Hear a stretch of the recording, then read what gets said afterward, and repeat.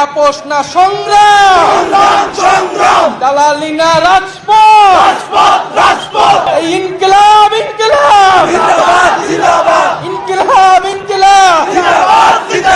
ক্ষমতা না জনতা, আপোষ না সংগ্রাম, দালালি না রাজপথ, ক্ষমতা না জনতা, আপোষ না সংগ্রাম, দালালি না রাজপথ। আজকে যারা বিভিন্ন রাজনৈতিক দলের নেতৃবৃন্দ এসেছেন তাদেরকে আন্তরিকভাবে ধন্যবাদ জানাচ্ছি।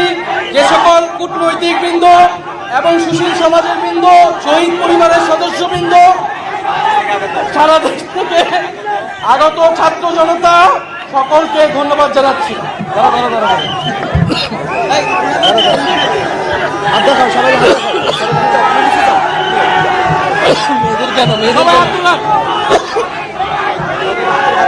মেয়েদের কেন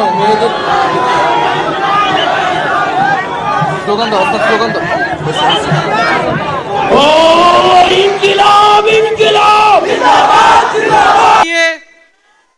আমরা কেবল সামনের কথা বলতে চাই।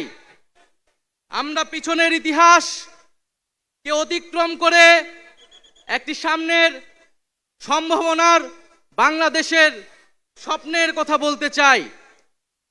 সেই স্বপ্নের বাস্তবায়নের লক্ষ্যেই আজকে আমরা এখানে উপস্থিত হয়েছি। জুলাই গণ অভ্যুত্থানে ছাত্র জনতার মধ্য থেকে স্লোগান উঠেছিল, তুমি কে আমি কে, বিকল্প বিকল্প। আজকে সেই বিকল্পের জায়গা থেকে নতুন রাজনৈতিক দলের আত্মপ্রকাশ ঘটেছে।